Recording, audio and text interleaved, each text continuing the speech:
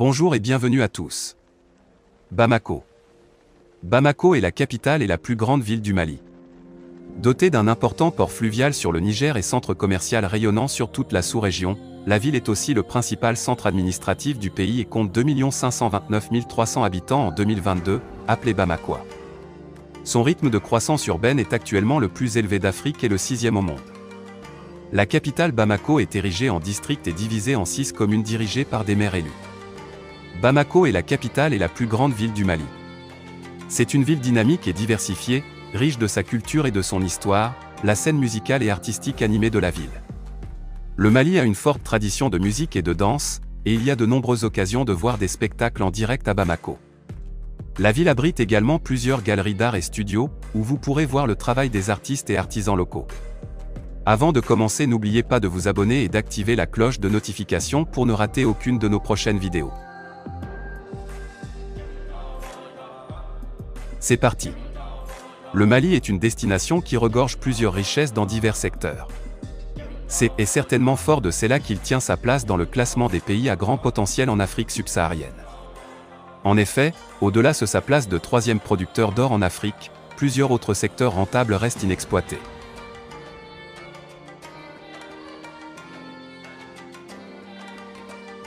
Bamako, capitale du Mali, située sur le fleuve Niger dans le sud-ouest du pays. Bamako était une colonie de quelques centaines d'habitants, regroupés en villages. Elle est devenue la capitale de l'ancienne colonie du Soudan français en 1908, 4 ans après l'ouverture du tronçon Key-Bamako du chemin de fer Dakar-Niger, aujourd'hui la Régie des chemins de fer du Mali. Bamako s'étend désormais des deux côtés du fleuve Niger, qui est navigable à 360 km au sud, jusqu'à Kouroussa, en Guinée, de la mi-juin à la mi-décembre. Au nord, un canal autour des rapides de Sotuba a ouvert la section nord-est du fleuve à la navigation jusqu'à Gao 869 miles 1398 km. Le ciment et les produits pétroliers sont expédiés en aval de Bamako, le riz et les arachides cacahuètes venant en amont pour être transbordés via le chemin de fer.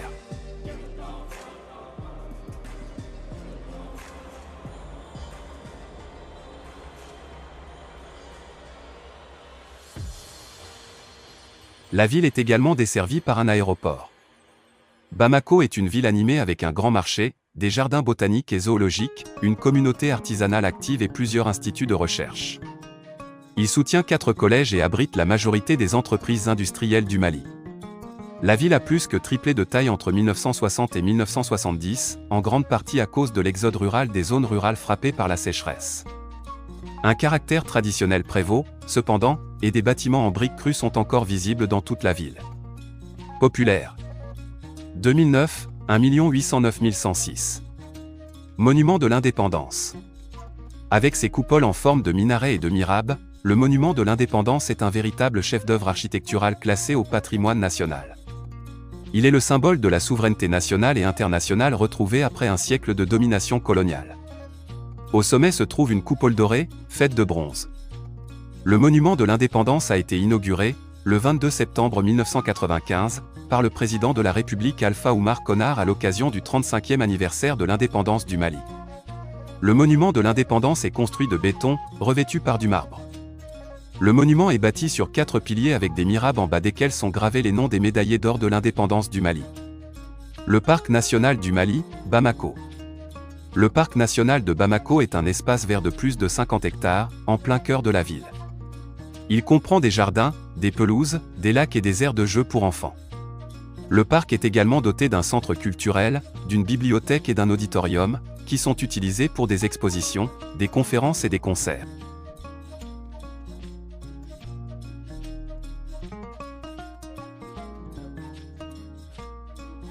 Il est aussi appelé Parc du millénaire et a vu le jour en l'an 2000 pour célébrer le nouveau millénaire. Le français est la langue officielle du Mali, utilisée par l'État, l'administration et l'enseignement. Le bambara, une langue mandée qui est l'une des 13 langues nationales du Mali, est cependant la langue véhiculaire du pays dont Bamako est largement utilisée dans la vie quotidienne. Elle est la principale langue maternelle au Mali, 46%, et également la plus parlée. La langue malinké ou maninka est aussi la langue la plus parlée, voire à 100% dans les régions du Mandingue du Mali. La langue malinké était autrefois la langue nationale de l'Empire du Mali.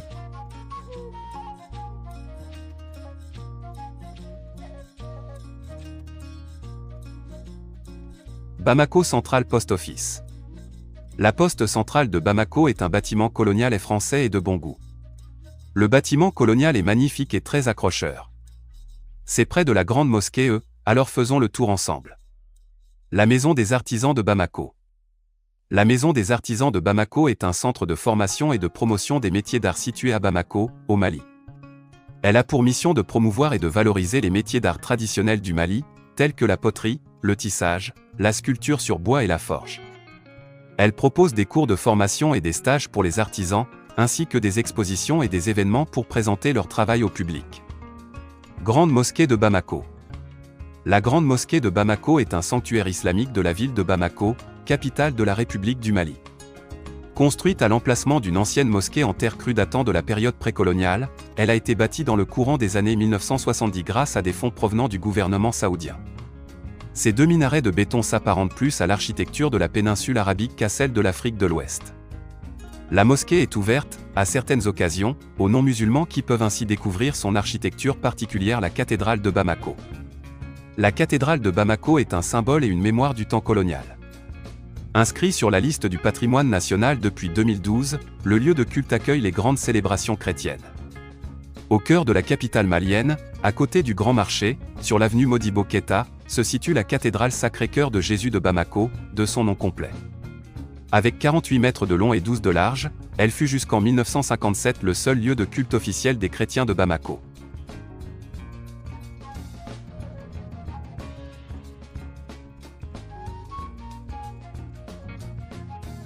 Construite en pierre, l'église est de style byzantin et se caractérise par des voûtes en plein cintre. Le Musée national de Bamako. Le Musée national du Mali ou Musée national de Bamako est un musée qu'on trouve à Bamako, la capitale malienne. Il est sorti de terre en 1952.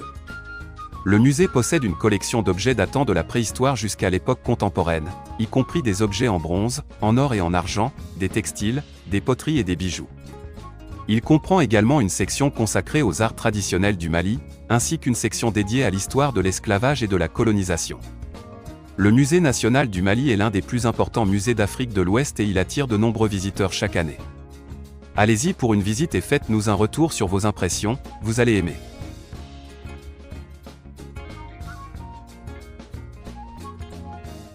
Le Zoo national du Mali. Créé en 1943 et rénové en 2013, le Zoo national du Mali est un véritable point d'attraction. Avec plus d'une centaine d'espèces d'animaux, de l'éléphant aux petits poissons, le zoo fait partie de la politique de protection de la biodiversité. Les espèces rares en voie de disparition que vous y trouverez vous donneront de comprendre beaucoup de choses.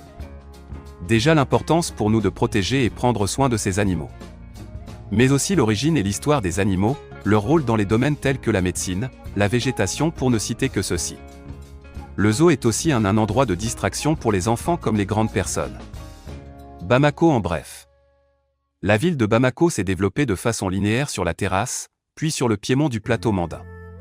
Ce dernier, avec les collines de Kati, de Koulouba et du Point G constituait un obstacle à l'extension de la ville vers le nord. La construction de l'actuel pont des Martyrs, achevé en 1960, a favorisé l'extension et le développement de la ville de Bamako sur la rive droite du fleuve Niger. Le premier pont, fondé par les Niarés sur la rive gauche du fleuve Niger vers la fin du XVIe siècle, le petit village Bambara de Bamako connut un essor remarquable dès l'arrivée des Français en 1883 grâce à ses fonctions militaires et commerciales. Devenue capitale coloniale en 1908, la ville de Bamako était la plaque tournante d'une région riche en potentialités agricoles et dotée d'importantes voies de communication routières et fluviales. Cette situation qui a fait de Bamako un centre d'échange très important pour les régions voisines, a été renforcée par l'ouverture en 1904 du chemin de fer Dakar-Niger et l'intensification du trafic fluvial sur le Niger.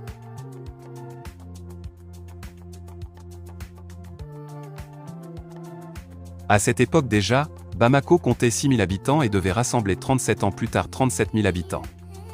En 1922, Bamako disposait d'un centre commercial européen entouré des quartiers de Bozola, Dravela, Niyarela, Bamako-Koura, Dar Salam, Bagadadji, Oulofobougou et Bolibana. À partir de 1945, la ville connut un grand développement grâce aux actions du lieutenant-gouverneur Louveau qui ont abouti à la plantation massive d'arbres, les Caïs Cédra, et à la création des quartiers de Médina Koura, 15 en Bougou, Ntomikorobougou, Andalais, Missira, les 3 Badialan et Nyemirambougou.